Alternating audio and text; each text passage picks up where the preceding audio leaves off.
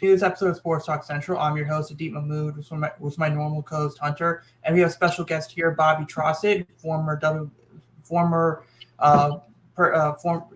worked WBAL. Now he has a full-time YouTube channel where he talks Ravens, he talks NFL news, he also talks Orioles. So thank you for coming on the show, Bobby. Absolutely. Appreciate you guys. Obviously picked a good time, right? We got just a couple days out from the draft, and man, I just saw that Adley Rutschman's going to be making his debut, not at the big league level, but at least at a high Aberdeen this week. Yeah. So lots to discuss. And DL Hall is going to be on the rehab assignment there as well. So that's good news there. Yeah, let's get into it, man. Wherever you guys want to steer the conversation, I'm ready. Yeah, let's first do the NFL. Let's first talk the wide receiver moves. So we know that Deebo Samuel asked for a trade. You have the issues. You have the discontent with Kadarius Toney, AJ Brown. Man, it seems like all these fourth-year receivers that are now asking for trades or they might be being moved. So, Bobby, what are your thoughts on the receiver market right now? Well, speaking of fourth-year wide receivers, we got one here in Baltimore that has a pretty big decision looming within that Baltimore front office, and that's Marquise Brown, right? They have to make their decision on whether or not they'll pick up his fifth-year option, which I believe is around $13 million or so, and that deadline's coming up next month. So I don't expect them not to pick it up. Eric DeCosta has made it very clear that he plans to pick it up, but we all know what happened this offseason with Marquise and the fact that he decided that he would scrub all existence of the Baltimore Ravens on his Instagram account. So I think it begs the question, what's going on behind closed doors? What kind of guidance is Marquise receiving from his agent, from his camp, and where the Ravens see their future with him? Because let's be very clear, Lamar is their franchise guy. Lamar's best friend and commuter buddy, they literally drive together to practice and whatnot, is Marquise. So to me, they go hand in hand. And I think if Lamar ends up being the franchise guy like they plan him to be, he may have a say in Marquise's future. Or they're going to give him the respect that he deserves in terms of wanting a say in Marquise's future. But anyway, I know I got off a little segue there based on what's going on here in Baltimore. I don't think that Deebo Samuel is going to end up with the Ravens. I certainly put out my hypothetical this week on YouTube in the event, hypothetically, I basically is what I proposed, right? The hypothetical scenario of that coming to fruition. But the bottom line is the Ravens, although you can always restructure and there's always ways to pay guys that you want, let's be honest, at this point, they're relatively limited from a cap space standpoint. So a guy like Deebo is going to be commanding somewhere north of $20 million per year. Probably is not going to end up with the Ravens. What are your thoughts, Hunter, on the market? Yeah, I mean, I have heard a lot of rumors that it sounds like the Jets could make a play for him. It would make sense just because they have that number 10 pick. They can probably also Robert Saleh. Yeah, Robert Saleh. Robert Saleh was obviously the defensive coordinator there. They have the picks for it. They went after Tyreek Hill, I thought, very aggressively. Eventually, of course, he chose the Dolphins. So I also think they would want to get a big-time player for Zach Wilson because, you look up and down that roster, there really isn't too much there, I guess, right now. They're still kind of rebuilding a bit. That's, I think, the team that really jumps out at me that can make a trade for him. And I think that San Francisco would it makes sense for them because, A, he's out of the NFC, and, B, he's in a division where, Buffalo obviously is probably the favorite. New England is still pretty decent, but, maybe the Jets can at least be a little bit better next year. But, this offseason is pretty crazy. It's another top player that wants out. And, I think we're going to see more of this moving forward as the years keep going with, players controlling where they want to be, what they want to do, what, contract they want to have, and all that. Yeah, and I think part of it is, unfortunately, I think the Jets, even though their GM is Joe Douglas, who was with the Ravens, so you would think that the Jets should have that good blueprint, and also they have that head coaching staff. It seems like the Jets are a laughing stock of New York. So like you saw with Tyreek Hill, he basically laughed off the Jets when he was when they were interested there. So I wonder if Deebo Samuel's like, yeah, I know, like it's like Deebo Samuel's like, no, not interested in the Jets. So maybe there's something there, but also if Deebo Samuel also wants his money and he also wants to be a number one receiver, and that was the other thing, like because he said a few months ago he said it was a wide receiver / running back, but I think he was trying to be I think he wants to be a legitimate number one receiver, and the timing of it all is very interesting because Christian Kirk getting that massive contract from the Jaguars, I don't think anyone thought that would have as big of a domino effect as it ended up happen because you had Devontae Adams getting traded and he got his contract, Tyreek Hill got traded and he was going to get his contract, and then you have so now it's like these fourth-year receivers who are about to get paid. All of them now want all of them want their money right now, but it's also pretty interesting because now the wide receiver market is now becoming the second highest paid position on the offensive side. I think it's surpassed tackle recently. So it's like they're trying to position themselves to get more money, and there's no better example than Deebo Samuel, because if Deebo Samuel wants to break out of this wide back impact people think he has, this is the time to do it. And I think it's going to be pretty interesting where he goes. But here's the other thing of like, Bobby, you mentioned the Ravens on this slide because saying they might not get Deebo Samuel, which gets me thinking because the Ravens, they are more likely to be built on a draft and might be other teams as well. I wonder what this does to the markets of a Jahan Dotson or George Pickens or Justin Ross or Christian Watson. Like some of these, not like the top tier receivers like the guys from Ohio State or Drake London or some of those other guys, but do those guys get pushed back into the second, third, fourth round? And I wonder if one of the biggest winners of all of this is probably Eric DaCosta, not because he can go and get one of these guys, but because there's going to be so much interest from other teams to get some of these fourth-year guys and try to get them locked up and they have more cap space, that those are probably the same teams interested in a George Pickens or a Justin Ross. So if you're a team like the Ravens that doesn't have the cap space but has the draft capital to go and get one of these guys, do the Ravens take full advantage of this and say, you know what, we're not going to take advantage by getting one of these receivers, but what we're going to do is we're going to let the other teams go and try to get these receivers if there is action, and then let a Jahan Dotson or let a George Pickens stock fall a little bit, and now we can go and get them on a rookie contract. But what are your thoughts on that strategy potential, Bobby? It's compelling. Yeah, I mean, they clearly know and understand that they're still lacking a true number one wide receiver who is your X type, who is going to consistently overpower you, going to consistently win the 50-50 balls and dominate in the red zone. They don't have that guy. They don't have that Anquan Boldin. And I know that another Anquan Boldin probably isn't in this draft class. Who knows? Maybe. We'll see. But they need somebody that is your typical prototype X. And I think you're on to something in terms of, I believe that quite a few of these receivers that you mentioned will end up falling. Whether or not they fall into Baltimore's lap, and that's the philosophy that they take, or the approach that they take with some of their mid to late round picks, that remains to be seen.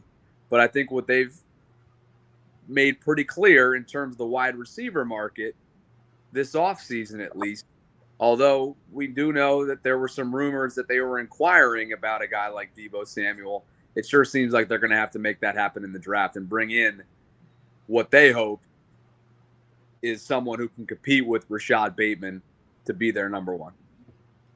Yeah, and then also, Hunter, as a Steelers fan, what are your thoughts on, like, I know that you guys went out and got claimed Miles Boykin, but what are your thoughts on, like, do you think the Steelers could be using a similar strategy on this with this type of market? I mean, what they're probably going to do is just for everyone that like has this like mock drafts for the Steelers, if you don't have a wide receiver probably within their first 2 or 3 picks, I think you're doing it wrong. Even before that Miles Boykin claim, and they're taking a flyer on this guy. I'm not expecting him to have a ridiculous season over here. They have basically Chase Claypool and Deontay Johnson, and that's it. I mean, all three of the other guys walked, right?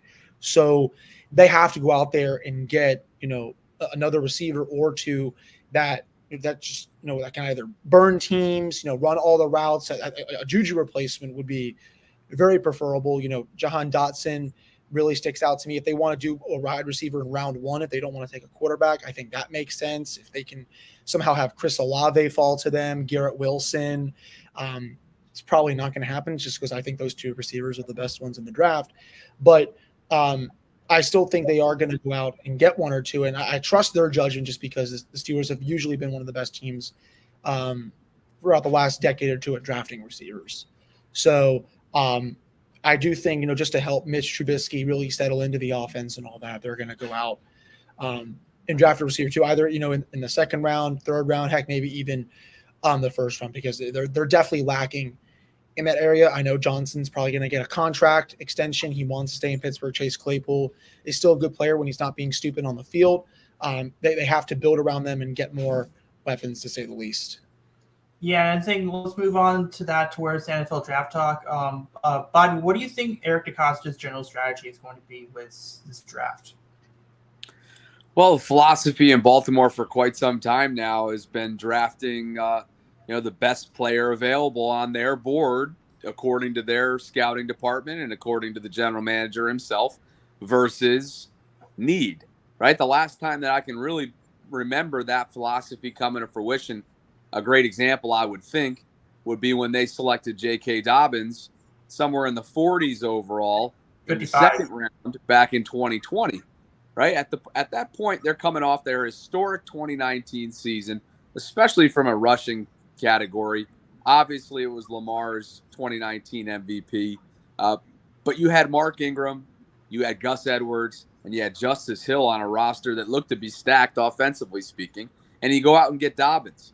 And look what ended up happening, right? A couple of those guys ended up having some injury issues, and Mark Ingram fell off the depth chart essentially. And it came back to be an extremely important, vital decision that was made by the front office to go and get him. So I think you're going to see a lot of that throughout the course of Thursday night right on into Saturday. They're going to take the best player available, and they're going to put need aside. Whether that means they'll go after a potential cornerback or, heck, who knows? If their best player is a wide receiver, I wouldn't put it past them to go after a wide receiver at 14 on Thursday night. They do a great job at not tipping their hand, and the entire organization, especially in the front office, has a poker face that's unlike any other, and I think you see it play out, especially during draft season. Yeah, and then because I think their general strategy is going to be best player available with regard to need, but it's also going to be pretty interesting because they also have the majority of their cap space for the next few years are going to be tied to their offense with Lamar and Mark Andrews and whether Hollywood gets signed and with Bakari's contract and Stanley's contract. I think that one of the things that they're going to be, I think they're going to be really focused. I think it's going to be more defense heavy per se because I think when you spend more money on one side of the field, you have to try to balance it out and try to you have to try to balance it out on the other side. So I think they're going to focus more on defense, and that kind of brings it. That's an interesting thing because there's interesting players that they could target. I mean, cornerback is always a need. I mean, you got Trent obviously Sauce Gardner and Derek Stingley are your top options at corner. But even then at 14, you got Trent McDuffie, Andrew. Do you think they target a guy like Andrew Booth or Kyrie Elam or one of those 20 to 30 ranked corners or edge or D-line? Well, I think the 4 areas that they could go in right off the top have to be tackle depth, cornerback depth, defensive line, and edge rusher. Those 4 areas right there, I mean, especially the interior defensive line with how aging a number of those players are, right? I mean, Calais Campbell was a great re-signing, and it pretty much confirms that he'll finish his soon to be Hall of Fame career in Baltimore, whether it's in a year or 2 years. But yeah, those 4 areas have to be at the top. And I think, you're onto something, Adid. I think that at 14, if a guy like Stingley falls, they'll pounce. It's unlikely that he will. It's super unlikely that Sauce Gardner will be there at 14. I can't imagine a scenario that he is. But stranger things have happened on night 1 of the draft. What's that? Derwin James. Remember Derwin James? You just never know. Who will be that guy that slips to him? Who's going to take a chance on David Ojabo? Will he fall into the 2nd and 3rd round, right? A guy that suffered a significant injury not too long ago. So it's going to be very, very compelling, as it always is. Yeah, and before I go to Hunter regarding Steelers, but you brought up a good point with Ojabo. I think that David Ojabo was a massive risk before the Achilles because of his lack of experience playing the position, the fact that he wasn't really his numbers didn't really increase until the end of the his last year playing alongside Aiden Hutchinson. But the guy that helped break out his potential is Mike Macdonald, and that's the other thing. That's the other thing here, where Mike Macdonald's going to have an impact on this draft because they're probably going to want to set him up for success. So it's going to be pretty interesting to see. So there's a lot of boomer bust there's a boomer bust risk with David Ojabo. I mean, granted, Odafe had a similar profile, and that worked out well. So with Mike Macdonald's system being now run in Baltimore, with Odafe, who was David's high school teammate, being there as well, if there is a system for for Ojabo to succeed and be worth a first-round pick, Baltimore could be that situation. Now, the question is, how much are you willing to trade up in the first round if he's a first-round pick, or if he's an early second-round pick? How much are you willing to trade up to get Ojabo, considering he is a raw prospect and he would be coming off an Achilles? But at the same time, you also know that he's very familiar with Mike Macdonald's scheme. He's very familiar with Odafe. They could know how to use him, but at the same time, you also have this risk. But obviously with the Steelers, one of the big things, before I get to the Steelers, I think Jordan Davis is probably the biggest name to look out for if they're going to stick at 14, because to me, he's like a really good run stopper, but then you bring in Calais Campbell, who can help develop his pass rush. And Jordan Davis, obviously, we saw what he was able to do at the Combine. I mean, he must have went to Wakanda and found the herb there. And then, because that was ridiculous what he was able to do. So I think that he has to have the athletic projection to be like a 3-tech instead of the 1-tech nose tackle, which is what people think he is. So that's gonna be named there. But we'll get back to the Ravens and some other predictions there. But Hunter Bobby, you can go into as well. Like, do you think the Steelers will take a quarterback round 1, or do you think they'll take one later? What are your thoughts on that one? It's a tough question to answer. If Malik Willis, I think, goes past the Panthers, I think the Steelers are going to start to get a little more aggressive. They've traded up from 20 to 10 once before. They went up and got Devin Bush. Obviously, so far it hasn't worked out for the best. Hoping that this season coming back from the ACL is going to be a lot better playing with Miles Jack. But, they're not afraid to be aggressive when they want to be. I mean, they just spent a boatload of money this offseason because they finally didn't have a franchise quarterback to pay. This is what happens when you don't have that. So I do think if Willis slips a little bit, I think they're going to get more aggressive to try and get him. I'm not believing the smoke that they only want to draft Kenny Pickett. I personally don't think he's – I just don't believe that report, at least to me. Though if Willis is off the board, will they go QB? Maybe. I mean, Desmond Ridder has been rumored to be a good pick at that time. But, what if Jordan Davis does slip, even past 14, obviously with the Ravens right there. And I think the Steelers would obviously be very intrigued by him. Mike Tomlin has really talked him up a lot during this pre-draft process. And, stick him on that defensive line, I think, with Cam Hayward and Tyson Alualu. And if Stephon Tuitt comes back, that looks even more nasty, to say the least. So I wouldn't be surprised if he's the pick if he slips past that. I wouldn't be surprised if it's a quarterback. But, the Steelers really don't do smoke screens. That's the one thing I can really preach to everyone. When they like a player, they're not afraid of showing it. And they've sent the house to a couple of the quarterbacks, mainly Malik Willis, and they did it for Jordan Davis too. So, after what they especially did with Terrell Edmonds with that signing, it's all about the best player available for them, who is going to make the team better right there. And I think they're going to figure that question out in 4 days. But what are your thoughts on the Steelers quarterback situation, Bobby, on where it could go?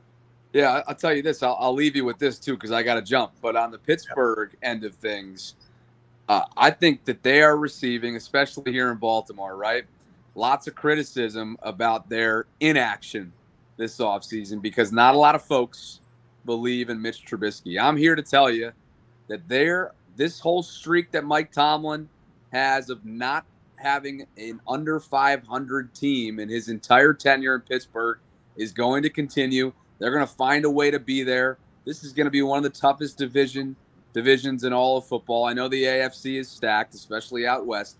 But to me, Mitch Trubisky got a really, really rough shake of how things took place in Chicago. I think he's very capable, more than capable.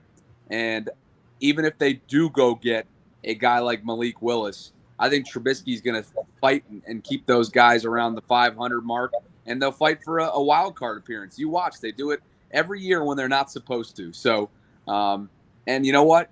Malik would be great underneath him for a year or a half a year, depending on how things shake out. So I could definitely see the Steelers, to Hunter's point, going up and getting aggressive based on how those first few picks work out. And I could see Malik being in a Pittsburgh uniform by the end of next week. So, but man, appreciate you guys for having me. Yeah, absolutely. Yeah. Thanks for coming. Yeah, and you're gonna have, and Bobby, you're gonna have your own draft party on the draft. So everyone listening, go to his YouTube channel on Thursday night for the draft, and he's gonna provide live coverage on his end from that. Appreciate that. Enjoy the draft, guys. Thanks for having me. Yeah, right. Thank you so much for coming on. See you later. See you. Yeah. Yeah. So thank you. Thanks again for Bobby for coming on the show. I think he's probably, for a second guest. I know you weren't here for the first one. For a second guest, he's pretty big. He worked in WBAL for about 10 plus years. So he did cover and interview a lot of people in the Baltimore market. So I thought that was a pretty good. Like, we were lucky to get someone like him on the show for his perspective. So let's move on. Let's talk some Orioles, MLB, and then we'll finish up with Virginia Tech. So Orioles and Nationals. Surprisingly, the Orioles are not garbage. Like, they are 6-9 this year. Like, they are 6-9 this year. They are right now. They just won the last 2 games against the Angels. And they're pitching. Look, here's the thing, Hunter. If I told you the Orioles are 6-9, would you say that they were driven by their bats, or were they driven by the pitching before the year? Pitching. No, it's probably the bat. Yeah. I'm kidding. I know the answer, but I was going to say the bats, of course. Yeah. So they have an overall team ERA right now of, I think it's like 2.6. Oh, wow. Yeah. And by the way, obviously John Means did have Tommy. Like, first of all, happy birthday to John Means. Today is his birthday. Unfortunately, he did decide to have Tommy John surgery, so that's going to suck for the Orioles fans. But Bruce Zimmerman is slowly going on the John Means path. He has allowed, I think it was like two earned runs in about 15, 16, 17 innings, somewhere in that range. Like, he is ridiculously good. He's been ridiculously good this year. Obviously, the Orioles are going to have Kyle Bradish. By the way, Kyle Bradish threw 6 innings, 1 run, 8 strikeouts, 86 pitches in his last start at AAA. So that probably means he's probably a start or 2 away from being in Baltimore. Grayson Rodriguez has been absolutely filthy in AAA. 23 strikeouts to 2 walks, a 0.5. Oh no, sorry, I think it was like a whip of significantly less than half. Like, he does not give up many hits. He does not walk many people. You would not know that this is this is his third. Like, he's only had 3 starts at AAA level. He's been an absolute monster. He should be up in June. Obviously, Bobby kind of hinted at it before. Adley Rutschman is about to begin his rehab assignment in Aberdeen starting this week. I expect him to be in the majors by mid-May, like May 15th, May 16th. Selfishly, I hope that he makes his debut on May 21st because that's the game that me and one of my friends are going to, and we actually have pretty good seats. So I kind of hope he kind of makes his debut on May 21st, so I inadvertently actually see his debut and not. That'd be pretty cool. But the point I'm bringing up with all of this is the Orioles pitching is a lot better, and apparently one of the reasons for it is they made an adjustment with the catchers starts the framing. First of all, better catchers. That's one of the reasons. Severino, not a good pitch framer. You should, and you know this because he was with the Nationals. Francisco, not very good. Austin Wynns, not very good. Robinson Chirinos, Anthony Bemboom, and Adley Rutschman are all going to be better than that. Now, it's pretty interesting that if you watch an Orioles game, you'll see them position start at the middle of the plate, and that's allowing them to throw more strike one, strike twos, and more strikes. Like, let me put it this way. Over under 60% of the pitches are strikes for the Orioles pitchers this year. Over under 60%.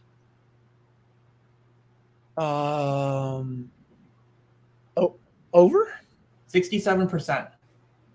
Really? Yeah, I think it might have been changed a couple days. It might have been changed. I know it's like I don't know if it's updated yet. If it's updated, I don't know what the updated percentage is, but I think a couple days ago or a day ago, it was like the Orioles pitching were throwing 67% of their pitches for strikes. That's every pitcher. Like Keegan Akin, who's had issues with walks, he's been having outings where 75% of his pitches are strikes. Jorge Lopez, who has issues as a starter, Zach Britton was a failed starter, and you saw what happens when he became. You saw what happened when he became a closer. He became dominant. Jorge Lopez already has 3 or 4 saves, and he looks absolutely filthy. I mean, you have a 98 mile per hour. He throws a 98 mile per hour sinker, and he's not afraid to throw it high in his zone, low in his zone. He's not afraid to throw it anywhere, and that's it's very confident now. Trey Mancini is so unlucky because he hits the ball on a button every time. The problem is it goes right to someone. Like it's like runners on second and third, 1 out. Trey hits the BB right, and you think, oh, it's a hit, it's gonna be a double. Goes right to the right fielder. It is so frustrating on all of that. And so at some point, the balls at some point, I know they're batting up like 120 in runners in scoring position, but they're hitting the ball really hard. They're walking a ton. But at some point, the balls they hit really hard are going to find grass. And when that happens, I just hope that the pitching is going to regress but not crater. Hopefully it doesn't crater. If they get good pitching, they get good hitting. I think this is a team that could win 65 to 70 games. I really do that. Because especially with some of the guys coming up, like I'm also saying this knowing that Rutschman's coming up, Bradish, and some of your top guys. This isn't last year or last couple years where the reinforcements weren't really good. Now the reinforcements are the guys we expect to be here for the next 5-6 years. That's why I say 65 to 70. So even if there's a regression on the pitching, it's going to be ballooned by whoever the reinforcements are. Like with the Nationals, when they were struggling, they had good prospects coming up. So yes, regression was there, but the prospects were going to make that better. But so, what were your thoughts on the Nationals? I know they got a little bit on a kerfuffle a couple days ago. Yeah. I have no time for.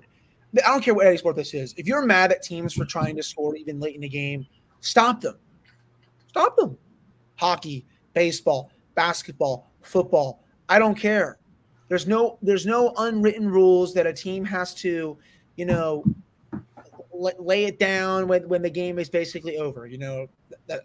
I will say this. Remember the Nationals and the Mets a few years ago during the World Series year, they're down 7-1 going in the bottom of the 9th.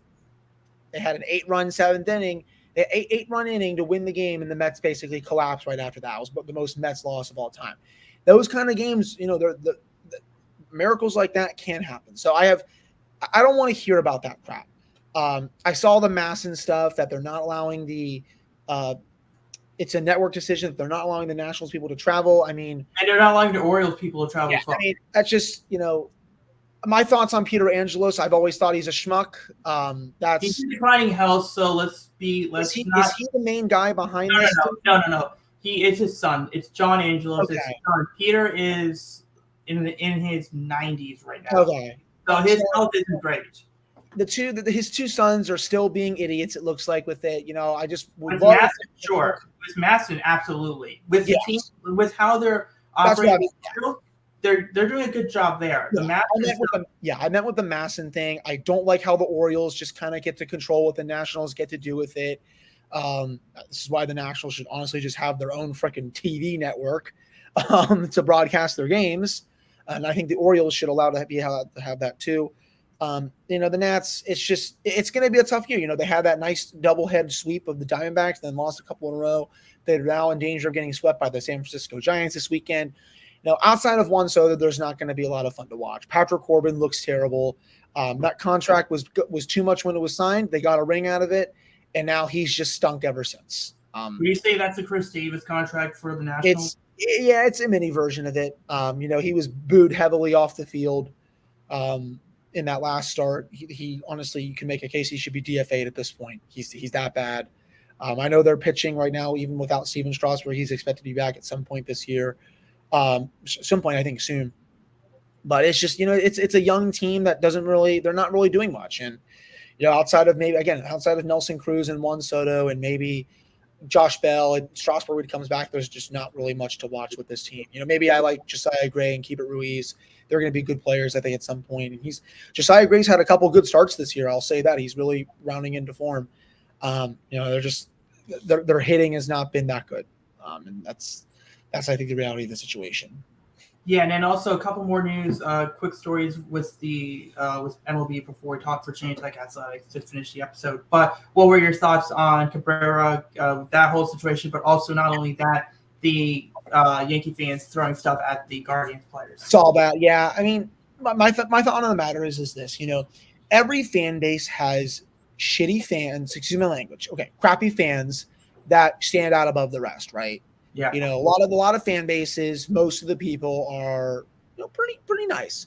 But in rival, and especially I think in rival fan bases for people, you have the people that really stick out like a sore thumb. And in this case, it was the New York Yankees. A couple of my buddies are diehard New York Yankees fans, and they were talking to me about it. And they think that the Yankees fans have more of those people than any other fan base in the world. And my boss at work, I have a story for you here for the listeners. He was at the game on Friday, and these Yankees fans were belting this Cleveland fan with food. It then turned into just people throwing beer at each other. He said he had to basically get out of there because it was that bad. There's if you are that kind of person that takes a sport like that too seriously, maybe sports should not be for you, and maybe you should get your mental health checked out. It is an April baseball game. These games basically mean nothing at this point. And it's not a divisional game. It's a game. It's a game against the Cleveland Guardians, for God's sake. And you're that mad at an opposing fan when he's probably not even doing anything, because I'm not here to give the Yankees fans the benefit of the doubt. It's just, and this goes for any sport too. Ravens, Steelers, hockey, basketball. If you are going to games, and sure, there's going to be disagreements. If you're looking to get into fights with people or saying a bunch of slurs at people, stay home. Like, don't embarrass yourself and then take the chance that you're not allowed to be back at any sporting event in the future. I don't like it. What they did to that poor Cleveland player on the field was, it's Bush League, it's classless. There's no room for it.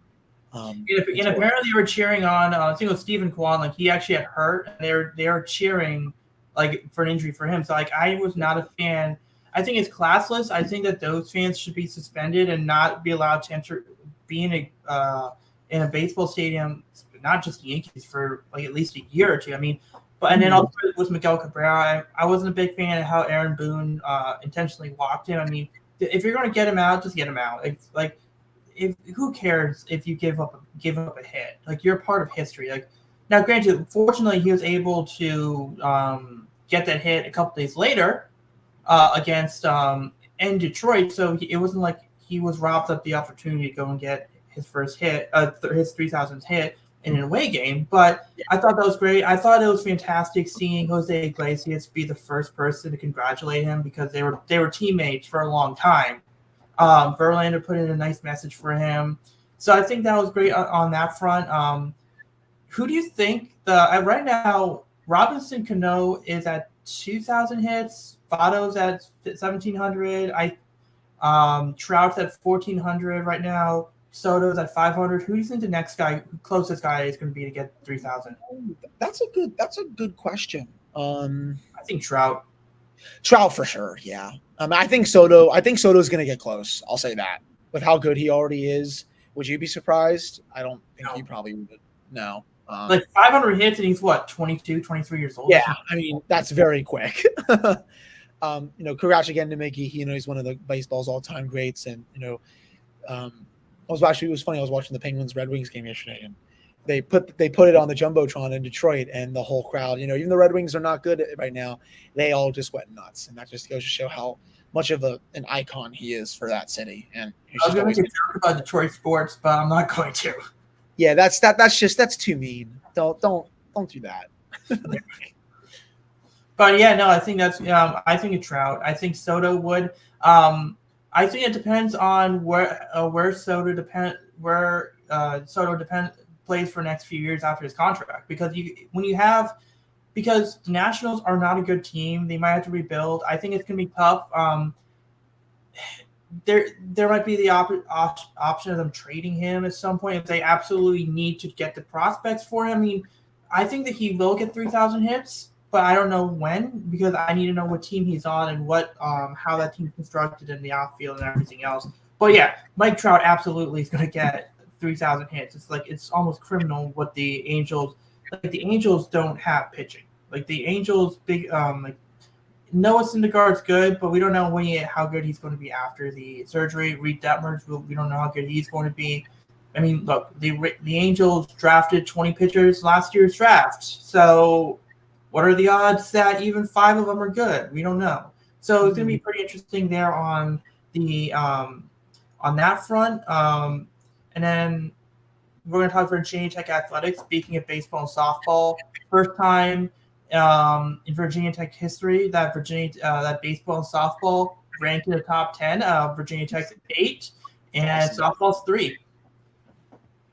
It's just incredible, man. I mean, the way these programs have just been, especially baseball, has just been much better this year compared to last year is incredible. I think they had a good week this week, right, Adi? They were playing. They won the first 2. No, they're still playing today. I don't know. I'll find the score, but yeah. Yeah. I knew they took at least 2 of them. The softball team, I know they went down to Tennessee, took down the Vols in Knoxville, who's also one of the better teams in the country. They both have real shots to do some damage, late in this year, towards the tournaments and all that. It's awesome to see, more athletics, at this school just kill it. Yeah, no, they are right now. It's bottom of the 7th. Virginia Tech's up 6-3. Okay. So gotcha. if they sweep, I mean, look, Virginia Tech in the College Baseball World Series never really made an impact. But I was watching a Tech Sideline podcast, and they said Virginia Tech. This is how good Virginia Tech athletics are right now. So the basketball team won the ACC tournament. The softball team could actually host major games. Virginia Tech baseball could host major games. So not only are we talking about these programs doing well, we're talking about these programs, especially softball and baseball, hosting major games. We might be able to see a College Baseball World Series game in Blacksburg, or in that tournament. We might see that. And Virginia Tech's not known as a baseball school or a softball school or a basketball school. I mean, wrestling, we're doing good in wrestling. We're doing good in soccer. We're doing good in baseball. We're doing good in softball. Basketball, we just won the ACC tournament. I mean, if Brent Bry can get the Virginia football in there to improve, Whit Babcock might know what he's doing. He absolutely might know what he's doing with this. Imagine that. He's a good athletic director. Yeah, I mean, and speaking of Virginia Tech football, I mean, you caught a little bit of the spring game. I was busy. Well, I was on my way back from getting the puppy that we have over here who's sleeping. I did see that Grant Wells, it looks like, had a really good performance. I think it was better than Jason Brown, though. I felt like he had someone like a better offensive line. I don't think Brown. I think he had a lot of the reserves and all that. And Brent probably made the right call. He's not going to announce a starter right now. That's too premature. Let's see how the summer goes. Let's see how some of the fall goes, and then when you're ready, you can announce a starter. That at the end of the day, that's how you got to do it. But I loved Grant Wells' arm strength. That was something to behold. Yeah, and then also they went out, and so just one last note on the baseball thing. I mean, Drew Hackenberg has done really good. I mean, I saw the end of that game yesterday. 7 innings, 100 pitches. Like I think it was 103, 104, and it was absolutely dominant. Grant Green's pretty good as well. But going back to football, I mean, yeah, it's everything starts with the quarterback. And no offense to Braxton Burmeister, I think we're in a better position right now with Grant Wells and Jason Brown and even a Taj Bullock as your third guy. So I mean, I think Grant Wells is going to be the starter. I think that they're positioning him to be the starter, Jason Brown to be the backup. So I think that's great there. We did get some recruits. Jacob, we did get a pass rusher from Virginia, 6'4", 215. I think he needs to bulk up a bit. I think as a freshman, put him in the weight room because I think 6'4", 215, he can bulk up and be a good pass rusher. He's a little lanky right now, but I think he could develop. And I think they also had a lineman a few weeks ago committed. So I mean, recruiting's going pretty well. What are your thoughts on the guy we just got? Yeah, I mean, he doesn't have like a lot of footage just yet. He doesn't have a full rating yet, but I feel like he's probably going to be a very high 3-star. I think people on Tech 247, have said 86 to an 87 rating. I also will say they had the number 2 player in Virginia on campus yesterday. That's Seldom guy per 247 Sports. The crystal ball is still at Penn State, but to get a almost 5-star recruit and arguably the best player in the state for this next class on your campus, that's a big deal. That's something that I don't think they did too often with Justin Fuente. So Brent Pry is already off to a good start, and we'll be curious to see if they can nab, some of these top kids in the state to stay home because I think that's the most important thing. Yeah, and I think part of that is because when you think about it, Penn State has taken a lot of guys from Virginia, and Maryland, for sure. And now you have Brent Pry, who learned from James Franklin, not just in Penn State, but also I don't know if Brent Pry was with him when he was at Vanderbilt, but he learned from that. So now you have the guy who learned from James Franklin, who recruited really well in Virginia, now being in Virginia, being Virginia Tech, recruiting people from Virginia. I think it's going to be a lot of fun to stay home. Now they also the basketball team. I believe there's a Tyrell Ward, that they were just released his top 3, high 4-star, maybe a 5-star guy for the basketball team. He put Virginia Tech in his top 3 with, I believe, LSU and Georgetown. So sounds like it's a Georgetown VT race from what I read. So that's going to be huge if we can get him. Before we end the show, we'll just say this: who do you think the Steelers will take, and then we'll just give predictions.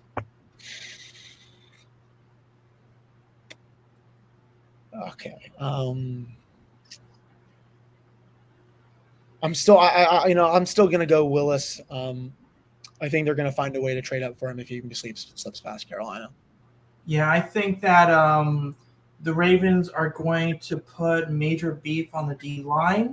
They already brought in Calais Campbell and they already re-signed Calais Campbell. They already brought back Michael Pierce, and you're going to see big old Jordan Davis picked number 14 overall by the Ravens. And I think part of the reason is because, like I said, good for the run defender, but also he has to have a projection to be a really good, to be at least an average pass rusher, which would work in the 3 technique with what they're running. It'll make life easier for Odafe. You still have a Boy Mafe, an Arnold Ambiketti, a Trey Jackson, Josh Pascal.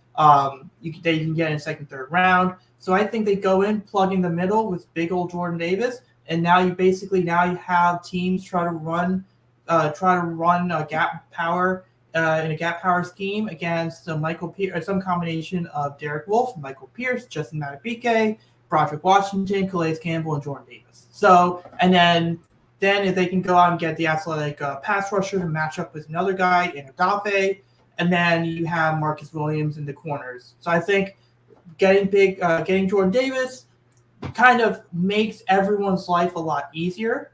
And I think that Mike McDonald would really enjoy having that guy in the middle of that thing and potentially as a Calais Campbell replacement down the line. Because as Bobby said, Calais Campbell, he only signed a 2-year deal. So maybe it's a 1-year deal. So I think they bring in Jordan Davis, let him be mentored by Calais Campbell, much like how they brought in Odafe Oweh. They brought in Justin Houston to mentor Odafe Oweh. And I think that you see Calais Campbell Jordan Davis become the Calais Campbell replacement down the line. But special thanks to Bobby Trosset for being a guest on the show and drafts this week. And so we'll see you guys next week, and we're going to recap what the Ravens Steelers done, and as well as any other big moves. Yeah, we'll see you all then. It's going to be a pretty big week in the sports world, to say the least. Yep.